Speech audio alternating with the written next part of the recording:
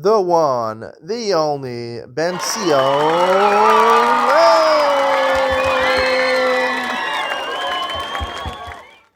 Good evening and welcome to Yeshiva YouTube, Iyun Sion. Tonight we're doing Maseches Yoma Perek Aleph, Mishnah Vav and Zayin. Mishnah Vav says, in order that he shouldn't fall asleep, the Kohen Gadol on the night of Yom Kippur would stay up and he would learn.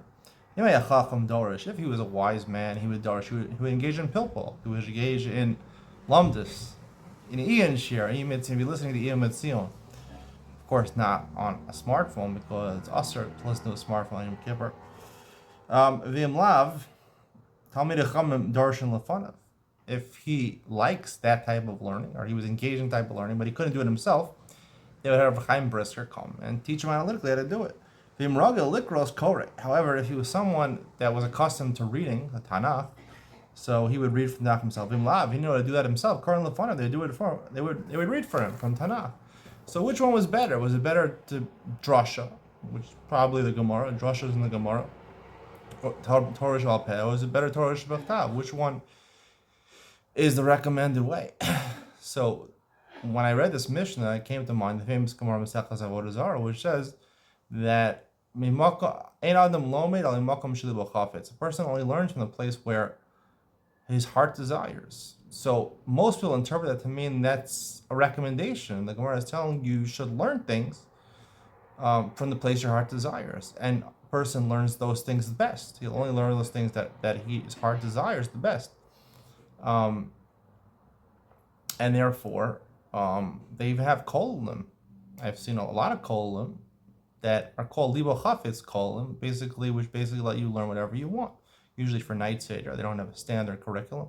Whatever people want to learn, they can learn.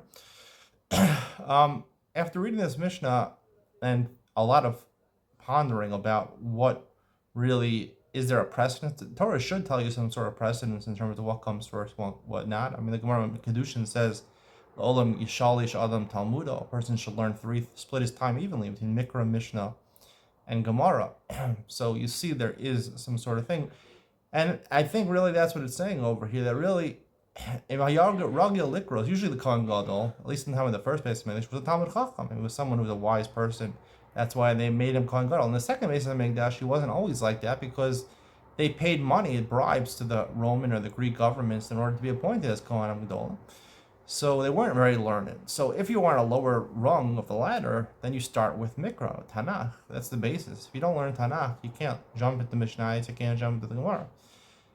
That's what the Mishnah says. Anyway, a Chacham, he was a Chacham, he was already proficient in Mikra and all of Tanakh. Not good enough just to know the Torah. You have to know Nach also, right? They make a joke that the guys in yeshiva, they don't know any Nach, any Nevi'im or Ksuvim. The only things they know are the psukim the Gemara quote, and the Gemara quotes half psukim a lot of times. So you have to have a background in that. You have to know that. And second thing is not Gemara. The second thing is Mishnayos. I'll tell you personally right now, like I'm going through a transition now. I give 3 types of shiurim during the day. I give Gemara, Mishnayos, and Shulchan Aruch, and generally that was the order I did it. First I start with the Gemara shiur, then I do the Mishnah shiur, and then in the afternoon I do the Shulchan Aruch shiur. But after much contemplation and thinking about which one do I really like the most, I really actually like Mishnayos the most, and after that Shulchan Aruch the most. So I'm going to be switching the morning to doing Mishnayos and Shulchan Aruch because it's about me. It's what I enjoy doing. I enjoy giving things which are Mishnayos are basically the same thing as halacha. Really, whenever the Gemara says you learn Mishnayos, it's basically with the Shulchan Aruch. And nowadays, it's our Mishnayos. It's basically the halachas psukos, the clear halachas which come out, because that's really the basis of the Torah. The Torah is almanas lasos. That's really the highest level of Torah, is to do it, to mekayim the Torah, not just to say pilpul, to say chidushim. And I think a lot of people struggle with retention of their Gemara because it's not realistic. It has to come from foundation of realism, and halacha is realism. It's halacha we're supposed to keep and we're supposed to do. So if you learn Mishnayos, which is the basis of halacha, and you learn Shulchan Aruch first, then in the afternoon you can learn Gemara, and you can sharpen your analytical skills. But the whole point of sharpening analytical skills is not to get an analytical chiddush or something like that, like Rav Chaim Brisker. It's to reapply it back to the halacha, and that should be the foundation, and that should be the start of the end. I really want to, evaluating myself after a couple of years of giving a year and a half basically of doing this order, I realize I'm doing it completely backwards, and the things I like the most, the things I like halacha the most, because I like the practical ramifications of learning. Learning is supposed to be practice, for practice of Judaism, and that's the best way to do it. So here it's really telling you, first you should be proficient in Mikra, and then Mishnayos, and then after, if you're a Chacham, you're a really wise person, you can engage in Drasha, engage in Pilpul, and the whole point of the Pilpul is not in itself to write a sefer, to write a sefer like Rav Chaim Brisker, all the Chakiros and all that, investigations, analytics.